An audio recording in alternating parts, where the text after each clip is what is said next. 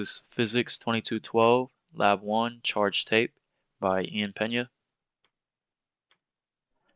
So the purpose of this lab was to observe how the charges of an object may change due to an excess or deficiency in electron, and then how this charge would affect the interactions between the object with other objects.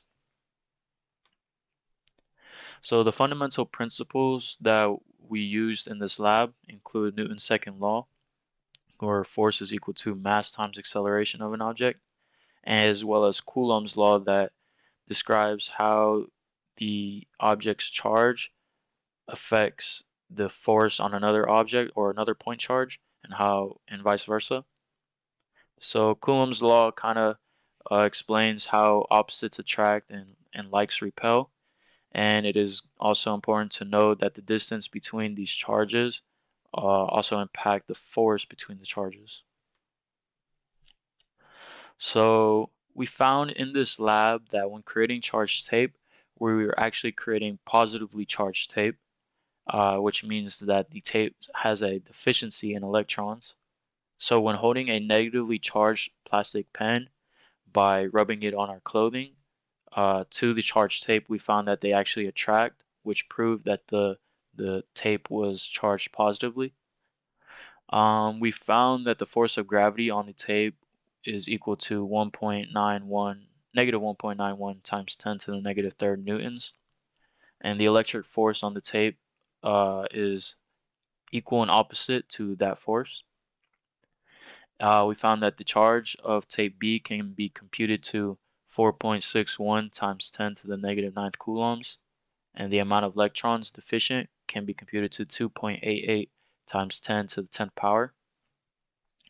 We found that the ratio between the number of electrons to atoms on the sticky tape is 1 to 7.75 times 10 to the negative 8th.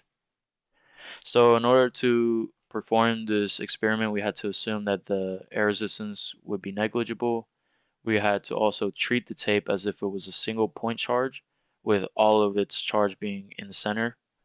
And then we had to also assume that each tape, when produced, had the same charge as the last. In this experiment, we considered tape B to be the system and tape A to be the surroundings acting on it. So this illustration better represents that. We had the initial conditions of the tape length, which was 0.195, the tape width, which was 0.019, and the tape mass that we got from 1 meter of tape equaling 1 gram, and converting that gram into kilograms. We also found that the recorded distance between the tapes when tape B started to rise was 0.01 meters.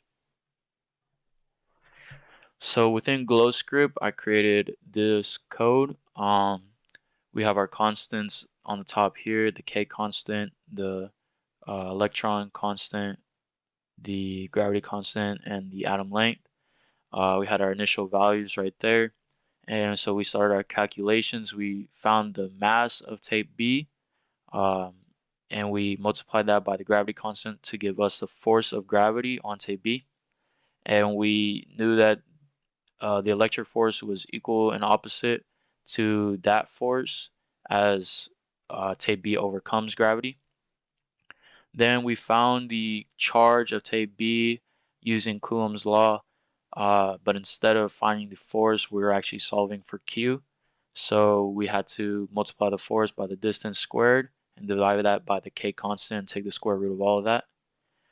So that gave us the charge of B. To find the amount of electrons, we had to divide that charge by the unit charge of an electron, and that gave us the amount of electrons. Now to find the ratio, we had to find the area of the tape and divide that by the area of a single atom, and that gave us the amount of atoms, and then we create the ratio between electrons and atoms. So the model gave us this illustration as well as these numbers. It shows that the force of tape A on tape B is equal and opposite to the force of gravity. It also showed that the charge of tape B is equal to 4.61 times 10 to the negative ninth, And then it also shows that the ratio between the number of electrons is 1 to atoms is 1 to 7.75 times 10 to the negative 8. The possible sources of error could be from the lack of using insulated material to handle the tape, so the charge would dissipate into my hands. And another possible error could have been the recorded distance between the tapes. This was just tough to get. So what if electrons had positive charges and protons had negative charges? I think the observations would remain exactly the same, as the tapes would still repel against each other. Um, so yeah, and then why is it important to handle the charged tape as little as possible? So if you handle it, the more often that you handle it, the charges have more time to dissipate like into your hands. The charges would distribute again across the tape, and the charges wouldn't be as uniform along the tape as they would be when you first produce the tape. So, yep. Thank you for watching.